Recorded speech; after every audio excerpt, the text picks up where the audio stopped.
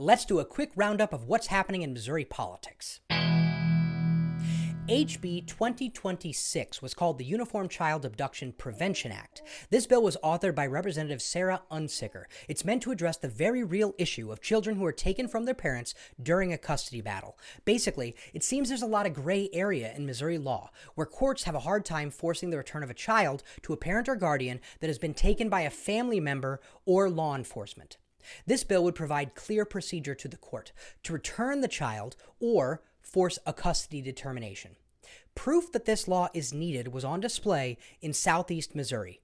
Recently, a former police chief just pled guilty to forcing a woman to turn over her children because, well, he could. Mark Tregesser, the former chief in Marble Hill, pleaded guilty in January to a case that dates back to 2018. So he's accused of lying, saying that he had a court order allowing a woman's grandmother to take her children. When the woman asked to see the order, the U.S. Attorney's Office says that Tregesser shoved her against a wall, knocking off her glasses, and handcuffed her, then arrested her boyfriend. His plea indicates that Tregesser then kept the woman in his police vehicle until she agreed to turn over her children to the grandmother, who reportedly did not have custody or visitation rights. This mother wasn't able to see her children again for 3 months because that's how long it took the courts to get their shit together on this one. HB 2026 was filed to address this in December of 2021, but it didn't receive a vote or even a committee hearing. It just seems these families and this injustice isn't a priority for the Missouri GOP. But if you think they should be, you should let your reps know. Hey, I think I found some good news. A new law in Missouri is driving a dramatic increase in police departments that are sharing data on use of force by those police officers.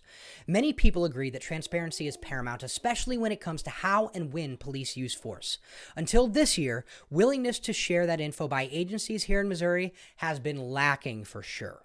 However, in March, the Use of Force Transparency Act took effect, and you can see Missouri has had a 6-fold increase in agency participation.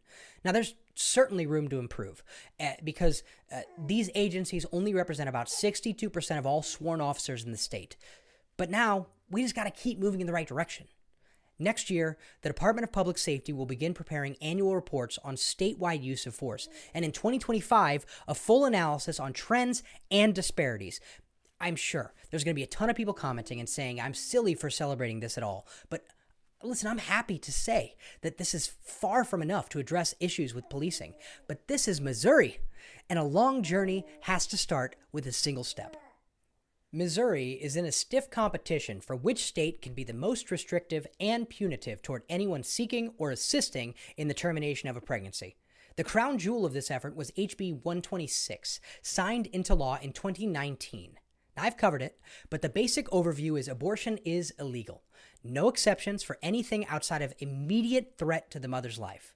Criminal penalties galore, and if you want to find out more, you can check out my previous videos, or better yet, read it yourself. But another piece of the same Missouri bill that has gotten little attention has already taken effect. It has funneled millions of tax dollars toward the fight against abortion, and it may well move tens of millions of dollars more to that battle. This is an increased tax credit for Missourians who donate to pregnancy resource centers or crisis pregnancy centers. Now, these are nonprofit centers who provide support to women and present alternatives to abortion. But that's not quite the whole story. This service might be a welcome one for women looking for help with their pregnancies, but crisis pregnancy centers are targeting women who are seeking abortions. Abby Johnson is an activist like Lila Rose. We found a clip of Abby leading a crisis pregnancy center training session. In it, Abby reveals how these centers misrepresent themselves to draw women away from actual abortion clinics. Women that are seeking abortions, women that are pregnant, that are vulnerable, they are going into Google and they are typing pregnancy symptoms. There's a way in Google where you can basically set that search to your website. Your website would be the first one that would come up. We want to look professional. We want to look businesslike. And yeah, we do kind of want to look medical. The best client you ever get is one that thinks they're walking into an abortion clinic. The ones that think you provide abortions. In the state of Missouri, We have 77 crisis pregnancy centers. These are entities that are mostly religious in nature, that dissuade women from making the most personal choice that they will ever have to make about their reproduction. In 2020, Missouri allocated $6.46 million to support crisis pregnancy centers across the state. 92% of these CPCs religiously proselytize to their patients, or clients, I should say. They pass themselves off as a medical facility. They pass themselves off as a resource to women who are scared. Donations to these organizations comes with a 70% tax credit, and there's no cap on the donation. This means that just in the first quarter of this year, ending in March, the state has authorized $7 million in tax credits. This is on top of the $8 million in funding that Missouri lawmakers have already allocated in the budget. Now, you may be like, whoa, the state is giving a boatload of cash to organizations that are religious in nature and potentially lie or at least mislead pregnant people about the care they provide. But wait, there's more. Because the Missouri GOP removed the cap on these donations, they did not plan for this level of tax credit to come in. Even one of the bill sponsors, Senator Andrew Koenig, said he was unaware of the $7 million in tax credits for one quarter, and he said, I would have expected that for an entire year. In Missouri, crisis pregnancy centers or pregnancy resource centers are unregulated. They're unlicensed, and they're designed to look like legitimate medical clinics that they are not. But they are against abortion, which I guess is enough for the state leaders here in Missouri to give millions of taxpayer dollars. Now, I was shocked at first, but then I realized unregulated, unlicensed, religious organizations getting taxpayer dollars? This checks all the boxes for the Missouri GOP, doesn't it? Billy Long is an actual member of the U.S. House of Representatives representing Missouri. He's even running for Senate. On June 2nd, he tweeted this. Apparently, it's his platform for Senate. Looking at this was definitely copied and pasted from an Excel document, right? I mean, there are a lot of times when you look at something and you think a campaign manager probably wrote that tweet, but this definitely was written by a 66-year-old politician who just took the reins of his own social media account. Force Kamala Harris to resign? Force Biden to appoint Trump as VP? Get Biden to resign? Finish the wall. Bill of Rights is out. The Constitution's out. The communism's in, socialism's in. This is according to AOC and her liberal cronies in Washington, and we need to push back. We need to get the Senate back. Sadly, he's not alone. Running and governing on a paper-thin platform of Democrats bad, Republicans good is kind of the thing the Missouri reps are doing in Congress right now. Don't believe me? Let's do a quick review of all the things they've been opposed to recently. A bill to help with the baby formula shortage. A bill to fund the fight against domestic terrorism. A bill to stop price gouging by oil companies. A bill to support restaurants and small businesses. A bill to decriminalize weed. A bill to cap insulin prices. A bill to help veterans exposed to burn pits. A bill for child tax credits and pre-K. A bill to increase voting rights. A bill that reauthorizes the Violence Against Women Act. A bill for universal background checks, a bill to stop discrimination against LGBTQ plus folks, and on and on. Hey, maybe the people of Missouri really are against all of this stuff, or maybe they just haven't seen this, and when they do, they may decide that having partisan hacks that care most about their team winning eventually results in our state losing. Or maybe I'm just a socialist commie grooming CRT addict who hates babies or something. The world may never know. In rural Missouri, residents who have been appointed a court guardian, such as people with disabilities, may soon lose their right to vote.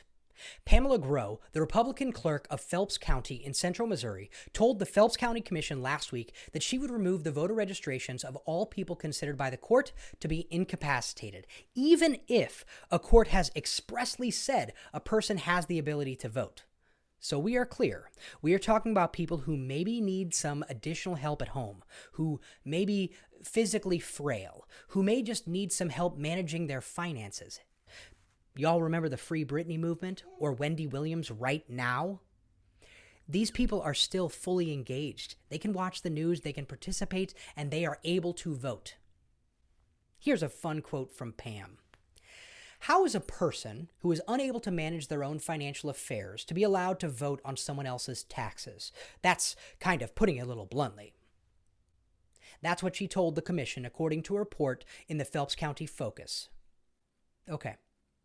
According to legal experts, her plan would violate state and federal voting laws.